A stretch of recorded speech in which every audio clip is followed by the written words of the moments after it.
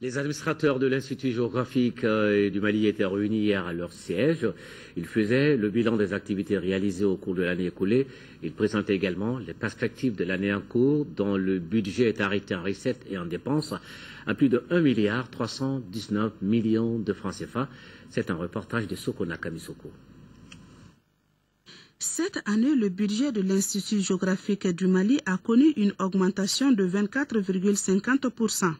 Au cours de l'année 2013, l'Institut a mené des activités comme l'élaboration des plans et les cartes thématiques pour les usagers, la formation des agents sur le fonctionnement des stations permanentes de GPS installées à Bamako et à Sénou, et ce n'est pas tout.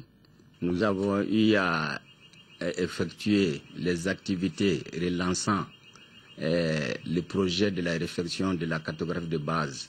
Comme vous savez, le Mali est couvert par une carte de base qu'on appelle la carte au 200 millième, qui est vieille à peu près de 50 à 60 ans.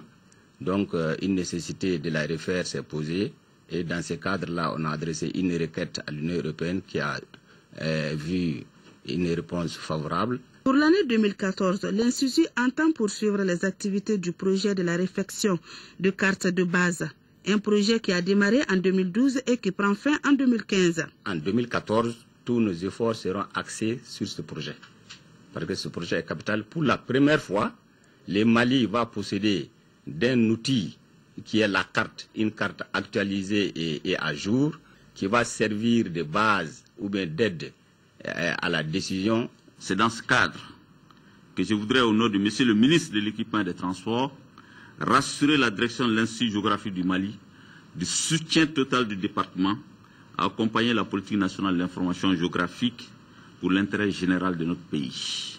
L'Institut géographique du Mali, IGM, a pour mission de participer à l'élaboration, à la mise en œuvre et au suivi de la politique nationale en matière de cartographie et de topographie.